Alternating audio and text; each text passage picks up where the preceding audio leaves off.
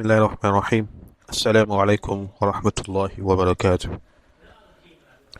حماس နဲ့ Israel ကြားအဖြစ်ခဲ့ရစဲနေနှလားကြာပြီးတဲ့နောက် Israel ဘက်ကပြန်လဲစတင်တိုက်ခိုက်လာတာကဒီနေ့96ရက်မြောက်နေ့ကိုရောက်နေပြီဖြစ်တယ်ဒီ96ရက်နေ့ရောက်ပြီးမှ Israel စစ်တပ်ဟာဂါဇာဒေသအပေါ်မှာစစ်ရေးတိုက်ခိုက်မှုတွေကိုနေ့စဉ်ပြုလုပ်လျက်ရှိပါတယ်။ယနေ့ဒီမနက်အချိန်ကစပြီးယခုအချိန်ထိဒီဂါဇာမှာအစ္စရေးရဲ့ပစ်ခတ်မှုတွေကြောင့်အနည်းဆုံးပါလက်စတိုင်း42ဦးထိရှဟီဖြစ်ခဲ့ရတယ်ဆိုပြီးတော့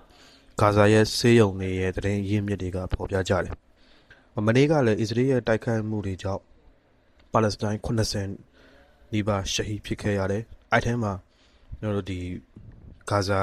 တောင်ပိုင်းနဲ့ဂါဇာအလယ်မှာအကူအညီတွေကိုစောင့်မျှော်နေတဲ့ဇုံထဲမှာဒီအကူအညီပေးဝေရေးဇုံထဲမှာ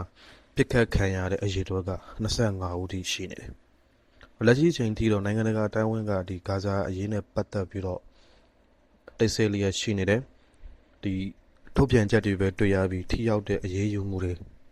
အဲ့လိုပဲဒီဂါဇာဒေသပေါ်အကူအညီပေးဝေရေးတွေအတွက်အကူအညီရင်တန်းတွေဝင်ရောက်ရေးအတွက်အစ္စရေးအစိုးရအပေါ်မှာအဲ့လိုပဲအစ္စရေးစစ်တပ်အပေါ်မှာထိရောက်တဲ့ဖိအားပေးမှုတွေကိုတော့မတွေ့ရသေးပါဘူး။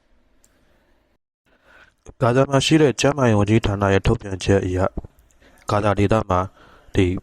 အောက်တိုဘာ9ရက်နေ့က2023အောက်တိုဘာ9ရက်နေ့ကစလို့အစ္စရေးရဲ့တိုက်ခိုက်မှုတွေအတွင်းမှာပါလက်စတိုင်း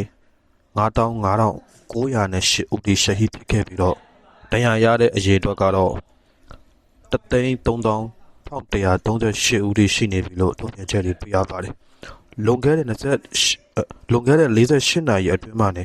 ဂါဇာဒေသမှာရှဟီဖြစ်တဲ့အရေအတွက်က200ကျော်ရှိနေပြီးတော့တရားရတဲ့သူအရေအတွက်က1,039ဦးထိရှိနေကြောင်းကိုဒီဂါဇာမှာရှိတဲ့ဆေးရုံတွေကိုကူကားပြီးတော့ဂါဇာကျန်းမာရေးဝန်ကြီးဌာနကနေထုတ်ပြန်တာတွေတွေ့ရပါတယ်